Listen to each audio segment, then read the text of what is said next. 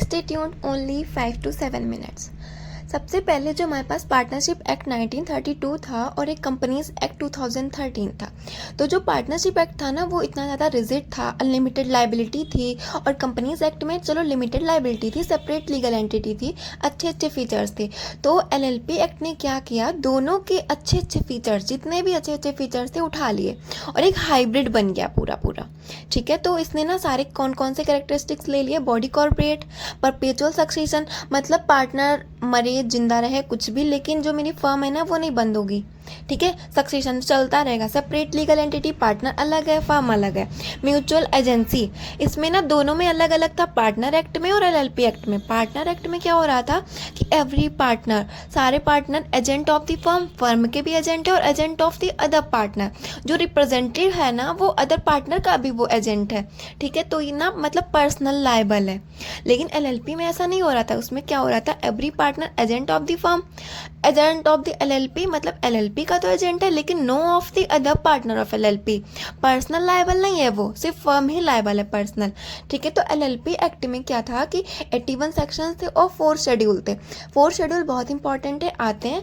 पहले शेड्यूल में क्या बोला गया, mutual rights and duties of partner.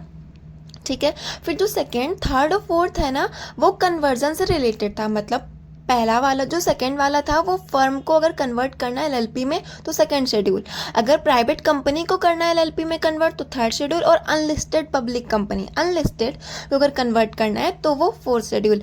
Listed company को कर सकते हैं क्या, नहीं कर सकते। ठीक है, फिर उसके बाद में आता है मेरे पास 2 टर्म होते हैं, पार्टनर्स, एक डेजिग्नेटेड पार्टनर्स। सबसे पहले तो पार्टनर्स कौन बन सकता है, देखो, एक इंडिविजुअल या फिर बॉडी कॉर्पोरेट। इंडिविजुअल कौन हो गया, राम श्याम गीता सीता ये सब, और बॉडी कॉर्पोरेट में कंपनी बन सकती, हाँ बन सकती, एलएलपी बन सकती, फॉरेन कंपनी बन सकती, यहाँ तक कि फॉरेन एलएलपी भी बन सकती। लेकिन कौन नहीं बन सकता, कॉरपोरेशन सोल और कोऑपरेटिव सोसाइटी, ये पीवाईक्यू भी है। कॉरपोरेशन सोल, ओपीसी 1% कंपनी भी नहीं, कोऑपरेटिव सोसाइटी भी नहीं। पार्टनर्स की वैसे तो लिमिटेड लाइबिलिटी होती है, लेकिन एक एक्सेप्शन केस है, अगर तुमने फ्रॉड कर दिया तो अनलिमिटेड लाइबिलिटी होगी अंडर सेक्शन 30।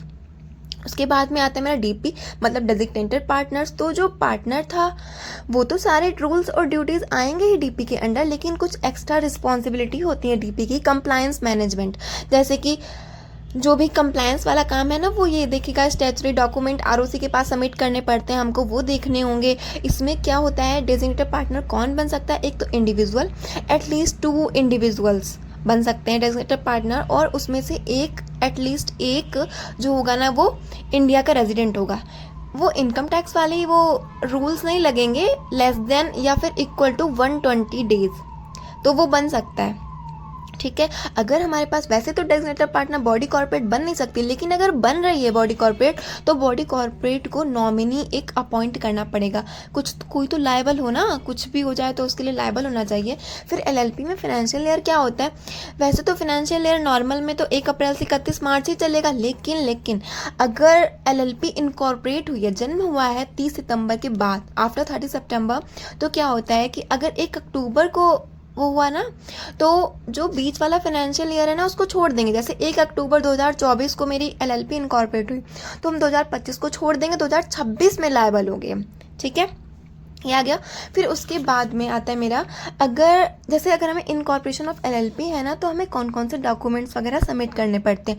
सबसे पहले नेम ऑफ एलएलपी, फिर पार्टनर्स वगैरह, मतलब हम अपने बिजनेस का क्या नाम रख रहे हैं, एड्रेस ऑफ रजिस्टर्ड ऑफिस वगैरह, नेम क्या है, एड्रेस क्या है, ईच पार्टनर का, ईच डीपी का, और फिर अदर भी इंफॉर्मेशन, ये सब हम आरओसी के पास सबमिट करेंगे। फिर आरओसी क्या करेगा, अगर वो सारी इन्फॉर्मेशन सही है तो वो सर्टिफिकेट ऑफ इनकॉर्पोरेशन हमको इशू कर देगा। कब, विदिन 14 डेज।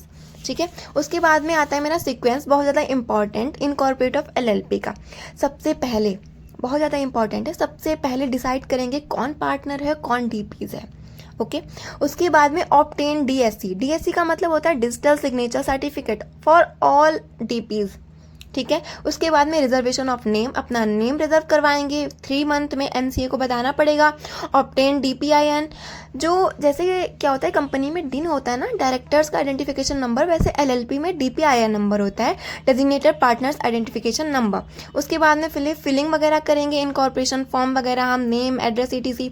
उसके बाद में एलएलपी एग्रीमेंट देंगे, एग्रीमेंट अभी बताया था ना सब कुछ लिख के देना पड़ता है। उसके बाद में सर्टिफिकेट ऑफ इनकॉर्पोरेशन हमको देगा ROC with in 14 days. Last में आता है pan and tan application. Okay, starting में क्या था, हमको डीएससी सिग्नेचर साइन करने, लास्ट वाले में क्या था, पैन और टैन। आ गया ना? Thank you.